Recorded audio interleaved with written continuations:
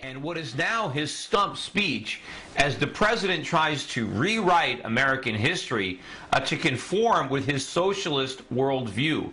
According to the president, prosperity in America has never come from the top down. It's come from the bottom up, or maybe the middle up. The president is attributing the gains that America has made as a nation to the strength of our middle class. Obama says a strong middle class is what grows the economy. Well, President Obama needs to understand that we didn't always have a strong middle class. Where does Obama think that strong middle class came from? All nations have a middle class. You know, what differentiates the American middle class was its affluence, was its purchasing power. But we didn't begin with a strong middle class. What Obama has to understand is that it was capitalism that made the middle class strong. And how did it work? Well, it was from the top down.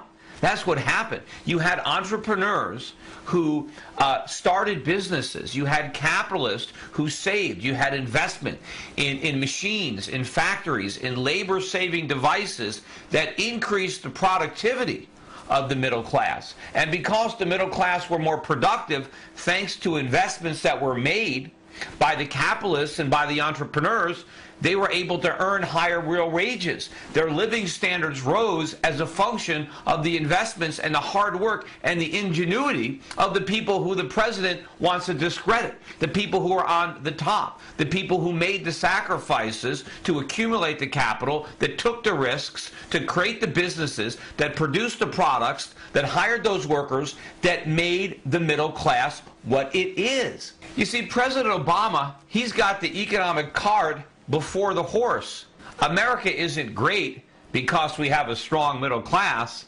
It's because America was great that we were able to produce a strong middle class. The president likes to credit Henry Ford and use him as an example because he was paying his workers high wages, and therefore they were able to buy his cars, and it was because his workers made high wages, and that's why the economy grew. First of all, not all of Henry Ford's customers were his employees. Plenty of people who didn't work for Henry Ford were able to buy those cars. But the reason that the middle class was able to buy those cars was because Henry Ford, with the introduction of the assembly line, which he pioneered, he discovered or invented that process, and using capital that had been accumulated by the rich, Henry Ford was able to bring down the cost of production so that the middle class could afford to buy the cars that this production process made more affordable. So again, he's got it backwards. And how was it that Henry Ford was able to pay his workers so much money? Because they were more productive as a result of the machines that he provided them with. And why did he pay his workers a lot of money? Because he didn't want to have to constantly retrain workers. He was losing workers prior to that, and so he raised the pay, but the only reason he was able to raise the pay of his workers was because they were more productive thanks to his processes, his ingenuity, the risks that he took, and the risks that other capitalists took who funded his ventures. Also part of the president's stump speech is to pretend that the only time we really tried, capitalism was during the Bush years. That during the Bush presidency, we cut taxes for the rich and we reduced government spending on vital social programs like education and health care. And because we did that, the economy fell apart, we had the financial crisis. Therefore, according to Obama, we tried lower taxes and less government spending, and the result was a disaster. Therefore, what we need to produce growth and prosperity is higher taxes on the rich and more government spending. Now, I guess in this limited view of U.S. history, President Obama ignores the century or more of history where we had no taxes at all on the rich, where the government didn't spend anything on education or health care. Let's look at the 19th century, because American history didn't begin with George W. Bush. It began with the Founding Fathers.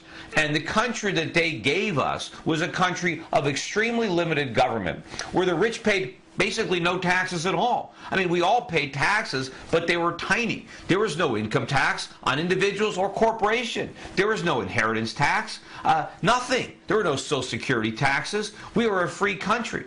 And the government spent nothing. The federal government spent nothing, not a nickel on education, not a nickel on health care. And it was because the government was so small, because there were no taxes, because the government wasn't spending, that's what created the American miracle. That's where the middle class came from. We became the richest country on the world because we didn't tax the rich, or anybody else for that matter, and we didn't have all this government spending. Now, if the president says, gee, in the absence of high taxes on the rich and lots of government spending on education and health care, you can't have economic growth, how does he explain the 19th century? How does he explain the century that made America, where we had a faster growth in our standard of living than at any point in history? We had more growth in the 19th century than we had in the 20th. And of course, we had more growth in the first part of the 20th century than in the second. And the difference is government. As government got bigger, economic growth slowed. As government created more barriers to growth, to entrepreneurship, as we taxed and regulated more, we suffered. The economy suffered, and so we didn't see the living standard increases that we had when we had less government. You know, the truth is, if we actually had all of the high taxes on the rich and all of the government programs that Obama says are necessary to economic growth, if we had all that from day one, from the very birth of the Republic, if it was written into our Constitution, we probably never would have expanded beyond our original 13 colonies. I mean, can you imagine? What about the people who settled the West, in the horse and buggies? They caravanned out, they went through hostile Indian territory to settle the West. You think they would have ever gotten off the ground if they had to deal with the IRS, if they had to deal with OSHA, with the Federal Transportation or Highway or whatever kind of rules and regulations? Can you imagine these covered wagons all loaded up with, with safety stuff and all helmets and whoever knows what and environmental legislation? And what if they had to keep track of their payroll? And nothing would have happened. In fact, if we had offered the settlers, if the founding fathers had offered the colonies the type of government that Obama says is necessary, not only would this country never have prospered, it never would have been created. I don't think we would have got any support for a revolution. People would have preferred the king. They would have preferred King George to the type of government that Obama thinks we need. So President Obama is wrong. We don't owe our success to government spending and high taxes. It's exactly opposite. And America has always grown from the top down. Trickle down, they want to discredit it, but that's what happens. That is capitalism. That is Adam Smith. That is the invisible hand. That's what makes economies prosper. President Obama needs an economics lesson. President Obama needs a history lesson. The president needs to understand that America's strong middle class was not an accident. We created that middle class because we succeeded in creating a society that maximized freedom and liberty and minimized government. It was because we weren't encumbering people with high taxes and government regulation that we were able to create the strong middle class that the president now wants to credit for our success. But if we forget why we were so successful in the past, we are going to undermine that success in the future.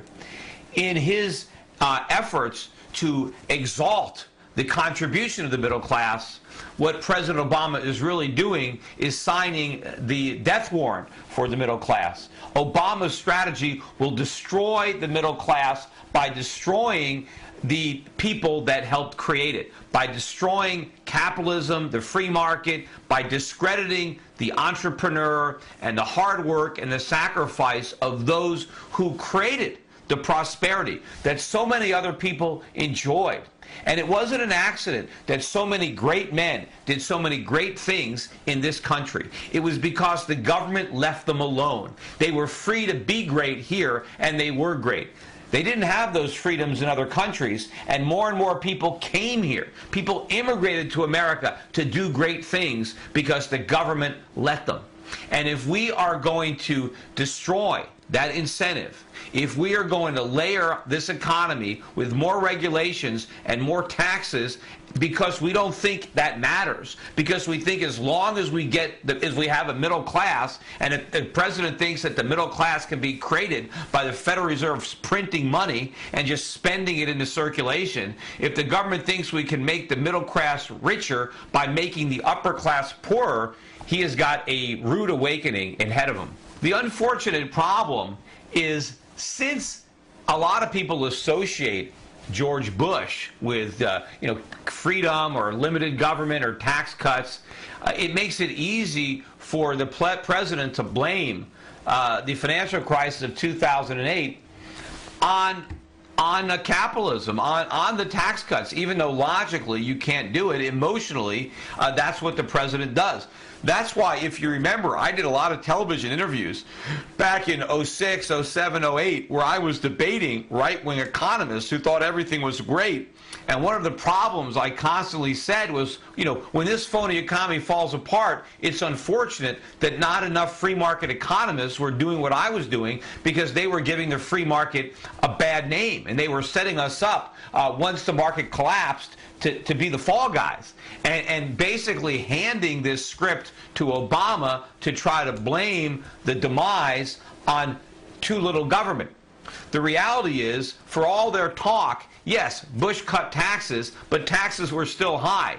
And they didn't cut government spending. Spending kept growing under the Bush administration. In fact, he was one of the biggest spenders since Lyndon Johnson. And that we had a lot more regulation. They weren't repealing regulations, they were adding regulations on top of a pile of regulations. But somehow the Bush administration is known as the one that slashed regulations to the bone and, slashed government spending, slashed taxes, and produced a collapse. That is a complete myth. But unfortunately, Obama is able to sell that false narrative because too many people, or not enough people, understand the truth. That's why we've got to do what we can to make sure that the truth does get out. So if you have the opportunity, why not share this video, favorite it or like it or whatever you can do, so more people can get a different spin on the lie that Obama is trying to tell regarding American history and regarding capitalism.